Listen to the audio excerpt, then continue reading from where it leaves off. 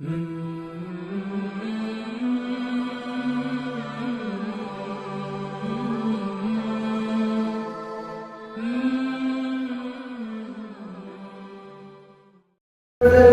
قرآنا عربيا لعلكم تعقلون. وقال سبحانه: وإنه لتنزيل رب العالمين نزل به الروح الأمين على قلبك لتكون من المنذرين بلسان عربي مبين وإنه لفي زبر الأولين. وقال سبحانه: أفلا يتدبرون القرآن ولو كان من عند غير الله لوجدوا فيه اختلافا كثيرا. وتحدث عن الكتاب الذي قال رسول الله صلى الله عليه وسلم عنه: خيركم من تعلم القرآن وعلمه. وقال عليه الصلاة والسلام: إن الله يرفع بهذا الكتاب أقواما ويضع به آخرين. وقال عليه الصلاة والسلام: من قرأ القرآن وعمل بما فيه ألبس والداه تاجا يوم القيامة وهو أحسن من ضوء الشمس في وجود الدنيا لو كانت فيكم، فما ظنكم بالذي عمل بهذا؟ فيا أيها الأخوة والأصدقاء، هذا هو القرآن الذي نزل على النبي صلى الله عليه وسلم في مدة 23 عاما، والذي أدهش الفصحاء والبلغاء وتحداهم كي يأتوا بمثل هذا القرآن أو ب10 سور مثله أو بسورة من مثله. فقال سبحانه: قل لئن اجتمعت الإنس والجن على أن يأتوا بمثل هذا القرآن لا يأتون بمثله ولو كان بعضهم لبعض ظهيرا. وقال سبحانه: قل فأتوا ب10 سور مثله. وقال سبحانه: قل فأتوا بسورة من مثله. ولكنهم عجزوا عن ذلك رغم بذلهم الجهود الجبارة وقيامهم بالنشاطات الأدبية والفكرية وإبداعهم الفصاحة والبلاغة وشدة نخوتهم وكبريائهم وحميتهم وغيرتهم، ثم أخذوا يقولون عنه إنهم أساطير الأولين وكذب وافتراء على الله وكهانة وسحر. وهذا هو القرآن الذي هدى الناس إلى الصراط المستقيم ودلهم على الخير والفلاح وأنقذهم من حفظ الظلمات إلى النور وغرس في قلوبهم بذر الإيمان واليقين وهذب أفكارهم وطهر أذهانهم وأنار عقولهم وأثار هممهم وأيقظ مواهبهم الفاترة ولقاهم درس القيادة والسيادة، درس الرجولة والبطولة، درس الصبر والثبات، درس الأمانة والإخلاص، درس التعاهد والتعاون، درس الأخوة والموانسة، درس كفالة الأيتام وإعانة المظلومين والمنكوبين، وأكرمهم بالمفاخر والمكارم والأمجاد، وأطلعهم على الحضارة والثقافة التي لا تبنى ولا تبنى، وأرشدهم إلى كل معنى من معاني الخير. وهذا هو القرآن الذي ضمن الله الاحتفاظ به فقال: إنا نحن نزلنا الذكر وإنا له لحافظون. فمن يستطيع إثناؤه ومن يطيق نحوه ومن يقدر على تحريفه وتبديله؟ وكم من ثورة حدثت وكم من طوفان جاء ضد هذا الكتاب المقدس في كل زمان، وكانت كل فتنة أشد من الأولى، ورغم ذلك بقي هذا الكتاب محفوظا مأمونا مفيضا نوره وناشرا هدايته. جاء هذا الطوفان ودمر البلاد الإسلامية تدميرا ومزق المسلمين شر ممزق وألقى الكتب الإسلامية والقرآن الكريم في دجلة. وجاء النصارى أسبان وأحرق الكتب الإسلامية والقرآن وفرضوا القيود على تلاوة القرآن. وجاء الإنجليز وفرضوا القيود على تلاوة القرآن في بلجيم وألمانيا وإيطاليا والصين والهند، ولكنهم جميعا خابوا وخسروا وذهبت مساعيهم درج الرياح. وكذلك تهم العواصف في كل زمان، وهو لا يزال باقيا إن شاء الله محفوظا مأمونا إلى يوم القيامة، ولا تستطيع طاقة من طاقات العالم أن تمحو وجوده من وجه الأرض مهما شاءت وبذلت مجهوداتها. اعلموا يا أيها الإخوة إن القرآن ليست دعوته لقوم دون قوم، لبلد دون بلد.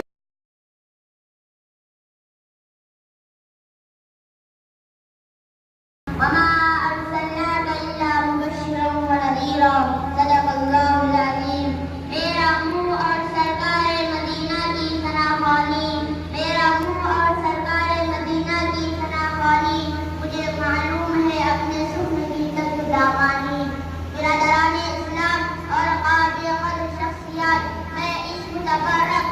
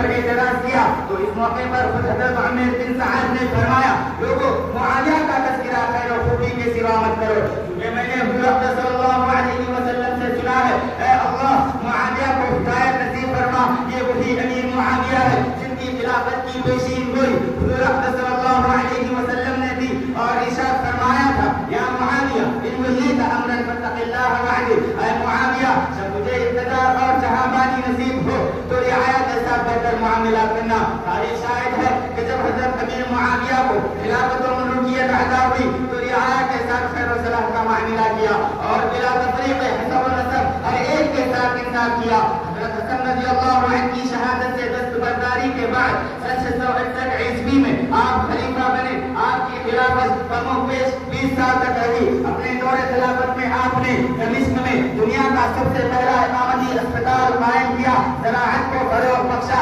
تمام قدیم مساجد کی اثر نو مرمت و توسیع کی، خط دیوانی ایجاد کرایا، ڈاک کے نظام کو بہتر بنایا، عدلیہ کے نظام میں اصلاحات کی، علم زراعت کی تعلیم کا انتظام کیا، سرحدوں کی حفاظت کے لیے قدیم قلعوں کی مرمت کر کے اور چند نئے قلعے تعمیر کرا کے اس میں مستقل فوجیں متعین کی، امن عامہ برقرار رکھنے کے لیے پولیس کے شعبے کو ترقی دی، دارالخلافہ دمشق اور تمام صوبوں میں قومی و صوبائی اسمبلی کے طرز پر 40 اشار شورا قائم کی۔ آپ نے چاروں خلفاء کے دور میں اسلامی لشکر کی کمان سنبھالی، اسلام کو مکہ مدینہ سے لے کر بلاد، قندھار، قیقان، مکران، سمرقند، شمالی افریقہ، سندھ، کابل، سسلی سمیت مشرق و مغرب، شمال و جنوب کے 22 لاکھ اور کامل سے زائد علاقے تک پہنچا دیا۔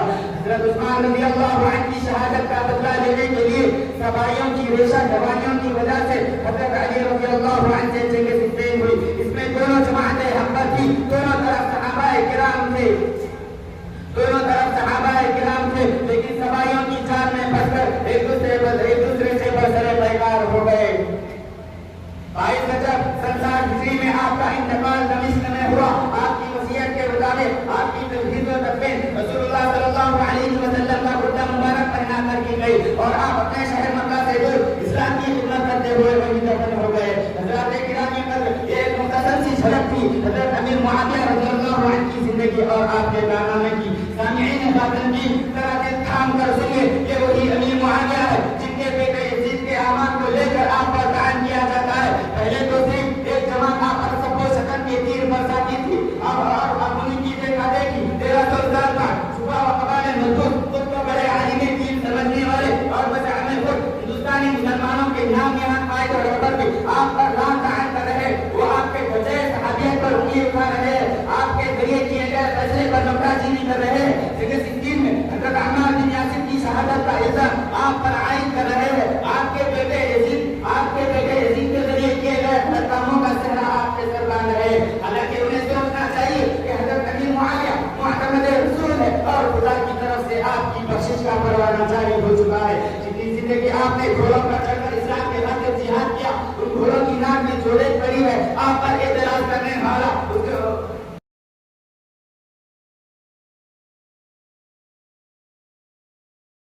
فقد قال الله تعالى في القرآن المجيد أعوذ بالله من الشيطان الرجيم بسم الله الرحمن الرحيم إنما يخشى الله من عباده العلماء صدق الله العظيم۔ شمع کی روشنی سے ہر کنارہ جگمگاتا ہے، شمع کی روشنی سے ہر کنارہ جگمگاتا ہے، ایک عالم کی سعی سے عالم دل رہ پاتا ہے۔ محترم قابل قدر صدر صاحب و معزز سامعین کرام، آج میں اس قابل قدر محفل میں آپ کے سامنے دور حاضر میں علماء کی ذمہ داریاں کے موضوع پر معذب اللسان ہوں، قاصد البیان ہوں اور آپ سے ہمت افزائی کا دامن وابستہ کیے ہوئے ہوں۔ عاشقان محمد اس دنیا اے لوگوں میں جب بھی ظلمات کی آندیاں چلی، فتنۂ انگیزیاں ہوئی، ظالم کا دورہ چلا، فساد و خون خرابہ کی چنگاریاں ہوئی، لوٹ مار غارت کی انسان کی تباہ کاریوں کے لیے ایندھن بنی، توحید ربوبیت کو زیر قدم روتا گیا، خدا کی الوہیت کو سمجھتے انتقال کیا گیا تو خدا قہار ذوالجلال نے اپنے منتخب انبیاء رسول کو بھیج کر عالمی تباہی کا سدباب کیا. انہوں نے کفر کی تیز و تند تاریخ آندھیوں کو زور نبوت سے روک دیا. انہوں نے پرفتن دور میں امن و امان کا حل لہرایا. انہوں نے خون ریزی کی وادی رحو میں ایثار و قربانی کا رتبہ پیدا کیا. انہوں نے عصیان و نافرمانی کے لگا کو باتوں فرما برداری میں آفتاب چمکایا. ہدایات محمد یہ تسلسل نبوت سلسلہ رسالت کے آخری کری محمد عربی ہادی عرب و عجب صلی اللہ علیہ وسلم پر پائے تکمیل کو پہنچی. اب نبوت کا تصور ہی رہا. اب نبوت کا تصور ہی رہا. نبوت کا ہمارے غیر علماء کرام پر سونپا گیا.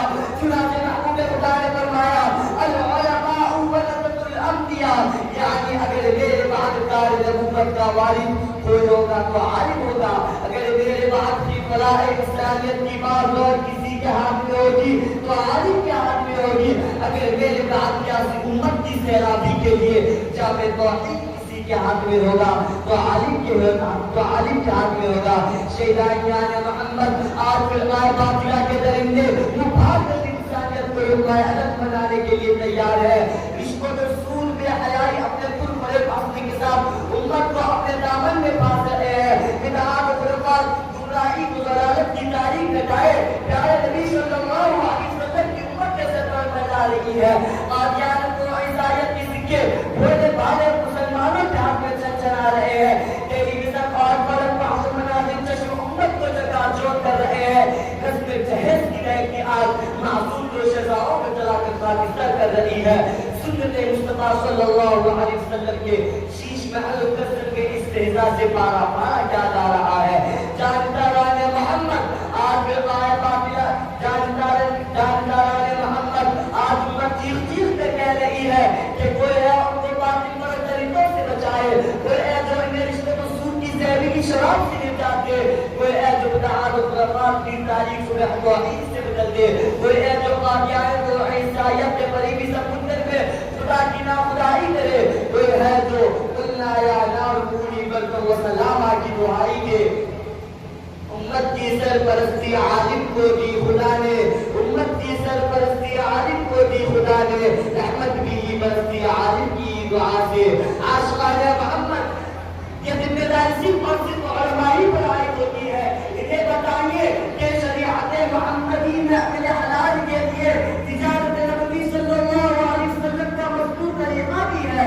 انہیں بتائیے کہ شریعت محمدی میں تکمیل خواہش کے لیے نکاح حلال بھی ہے. انہیں بتائیے کہ شریعت محمدی میں اپنے حلال کے لیے تجارت نبوی صلی اللہ علیہ وسلم کا مذکور طریقہ بھی ہے. حاضرین اعظام یہ ذمہ داری صرف اور صرف علماء پر عائد ہوتی ہے.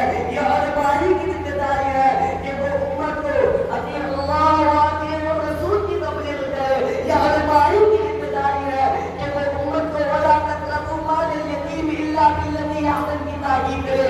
یہ علماء کی ذمہ داری ہے کہ وہ امت کو ان ربی شدید العقاب کی تنظیر کرے.